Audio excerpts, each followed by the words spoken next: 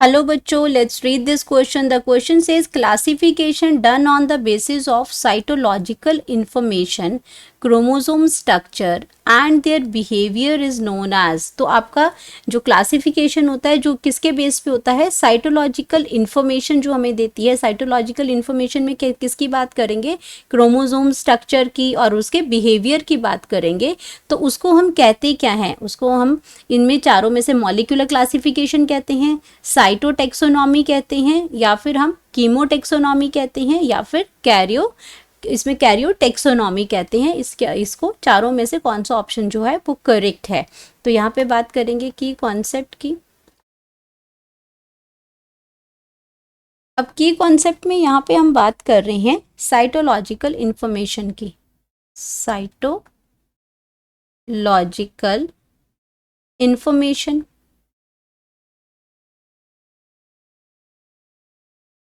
अब cytological information की अगर हम बात करते हैं तो साइटोलॉजी में आपका क्या हो जाएगा, जैसे हम बात करेंगे सेल स्ट्रक्चर की. सेल स्ट्रक्चर कैसा है एंड उसके अंदर हम क्या करते हैं, उसमें क्रोमोसोम्स नंबर्स के कितने हैं, क्रोमोसोम्स नंबर पे क्रोमोसोम्स नंबर्स कितने हैं और उनका बिहेवियर कैसा है, क्रोमोसोम्स का बिहेवियर उसके ऊपर. तो ये सारी जो इन्फॉर्मेशन है साइटोलॉजिकल इन्फॉर्मेशन, जिसके अंदर हम सेल स्ट्रक्चर भी देखते हैं, हम क्रोमोसोम्स नंबर्स भी देखते हैं, क्रोमोसोम्स का बिहेवियर भी देखते हैं, तो उसको हम क्या कहते हैं, इसको हम कहते हैं साइटोटेक्सोनॉमी. अगर हम इसकी बात करते हैं तो इसको हम कहते हैं साइटोटेक्सोनॉमी.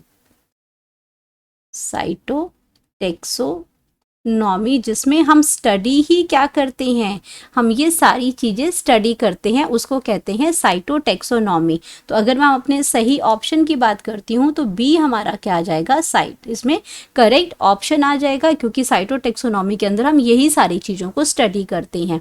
तो ये तो हो गया. अब हम बाकी ऑप्शंस की अगर बात करते हैं तो बाकी ऑप्शन में अगर हम बात करते हैं ए की मॉलिक्यूलर क्लासिफिकेशन. मॉलिक्यूलर मतलब ये डिपेंडिंग अपॉन द मॉलिक्यूल्स होते हैं कि आपके सेल में कौन से मॉलिक्यूल्स है, जैसे आपका डीएनए है, आरएनए है, ग्लूकोज है, ये सारे क्या हैं आपके, जैसे मॉलिक्यूल्स के अंदर आपका क्या हो गया, डीएनए हो गया, इसमें आपका जो बिगर मॉलिक्यूल्स हैं आपका ग्लूकोज हो गया, प्रोटीन्स हो गए, ये सारे क्या है एटसेट्रा ईटीसी. तो ये आपके क्या है, ये इस तरीके के आपके कौन सा मॉलिक्यूल्स आपके इसके अंदर वर्क कर रहे हैं, कौन से प्रेजेंट होते हैं.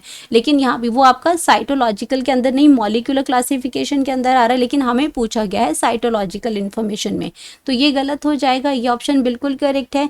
कीमोटेक्सोनॉमी की अगर हम बात करते हैं तो कीमोटेक्सोनॉमी के अंदर हम बात करेंगे केमिकल्स की. हम बात करेंगे केमिकल्स के, प्लांट्स के अंदर डिफरेंट प्लांट्स के अंदर जो केमिकल्स यूज़ कर रहे हैं, यानी कि हम फाइकोकेमिस्ट्री की बात कर रहे हैं, प्लांट्स में कौन से केमिकल्स यूज़ हो रहे हैं वो हम इसको कहते हैं फाइटोकेमिस्ट्री. फाइटोकेमिस्ट्री उसको कहते हैं. तो इसके बारे में हम इसमें स्टडी करते हैं, तो हमें ये भी आपका जो ऑप्शन है वो गलत हो जाएगा. और अगर हम बात करते हैं कैरियोटेक्सोनॉमी, कैरियोटेक्सोनॉमी के अंदर जो हम स्टडी करते हैं वो हम करते हैं स्टडी ऑफ न्यूक्लियस की. तो स्टडी ऑफ न्यूक्लियस को हम कहते हैं कैरियोटेक्सोनॉमी.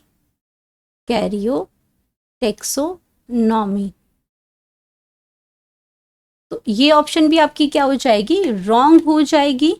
तो हमारे पास करेक्ट ऑप्शन है साइटोटेक्सोनॉमी, जहाँ पे हम सेल, इसमें क्रोमोसोम्स नंबर्स, बिहेवियर, ये सारी इन्फॉर्मेशन हम लेते हैं, उसके बेस पे क्लासिफिकेशन होती है.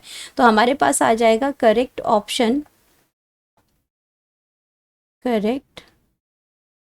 हमारे पास आ जाएगा B, cytotaxonomy. Hope you understood it well. Best of luck.